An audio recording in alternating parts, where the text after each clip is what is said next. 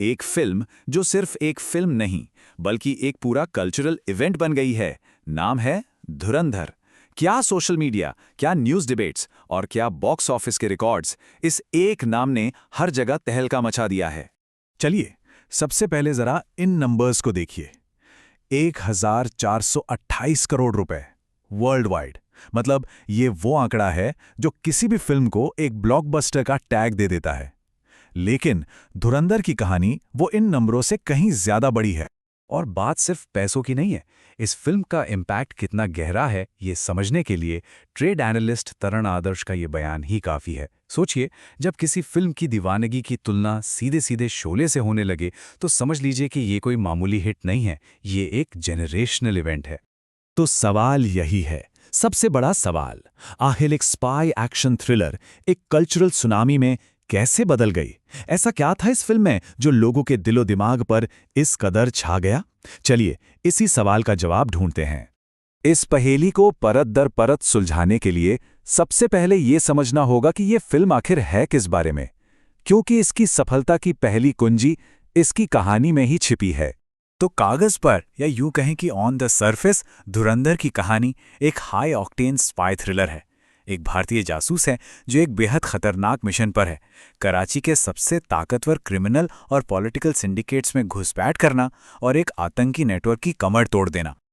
लेकिन इस फिल्म की असली ताकत इसकी फिक्शनल कहानी नहीं है, इसकी ताकत है इसकी जड़ें, जो असल जिंदगी की त्रासदियों से जुड़ी हैं।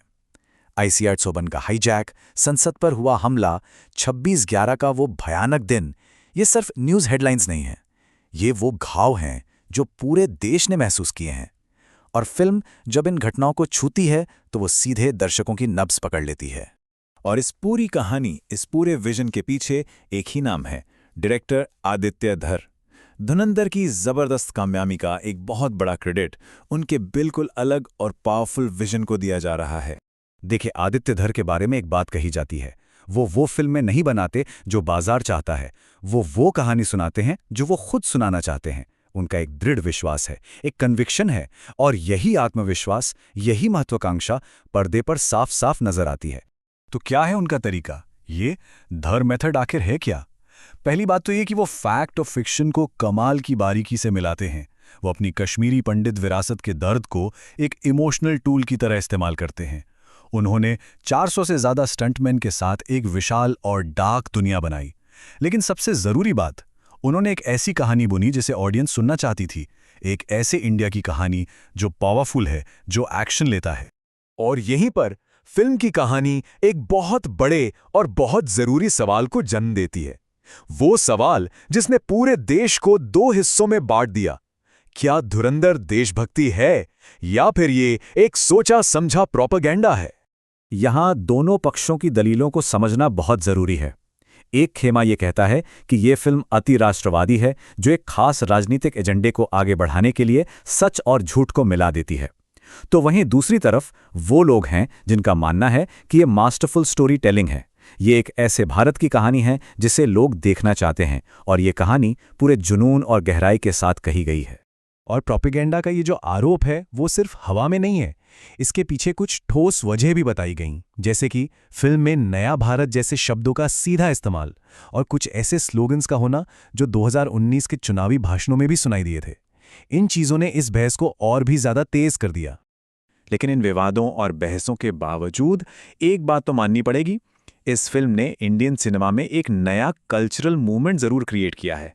इसकी छाप बहुत गहरी है। बड़े बड़े क्रिटिक्स आज धुरंधर की तुलना उन फिल्मों से कर रहे हैं जिन्होंने इंडस्ट्री का नक्शा ही बदल दिया था। सोचिए, जैसे 1975 में शोले ने एक्शन का फॉर्मेट बदला था, या 1998 में सत्या ने मुंबई क्राइम की दुनिया को एक नई पहचान दी थी, वैसे ही कहा जा रहा है कि धुरंधर ने ऑट्योर के युग की शुरुआत कर दी है।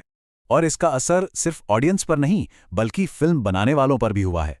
इंडस्ट्री के अंदर से ये आवाज आ रही है कि ये सफलता एक पैराडाइम शिफ्ट है, एक ऐसा बदलाव जो अब डायरेक्टर्स को हिम्मत देगा कि वो बाजार की परवाह किए बिना अपने विजन और अपने विश्वास के साथ फिल्में बनाएं।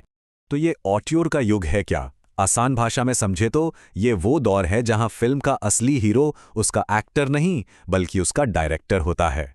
जब स्क्रिप्ट, म्यूजिक स्टाइल सब कुछ डायरेक्टर की एक अकेली सोच के हिसाब से चलता है तो वही फिल्म का असली स्टार बन जाता है।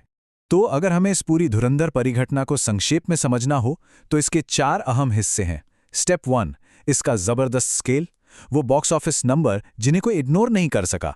स्टेप 2, इसकी कहानी जो असली घटनाओं से जुड़ी थी। स्टेप 3, इसका आर्किटेक्ट यानी आदित्य धर का बेबाक और दृढ़ विजन। और स्टेप 4, इसका संदेश, देशभक्ति और राजनीति का वो पावरफुल कॉकटेल जिसने पूरे देश में बहस छेड़ दी। तो आखिर में हम इसी एक सवाल पर आकर खड़े हो जाते हैं, क्या धुरंधर ने ब्लॉकबस्टर फिल्मों का कोई नया फॉर्मूला तैयार कर दिया है जिसे अब कॉपी किया जाएगा, या फिर ये एक ऐसा करिश्मा था, एक ऐसा अनोखा लम्हा था जिसे दोबारा दोहराया नहीं जा सकता?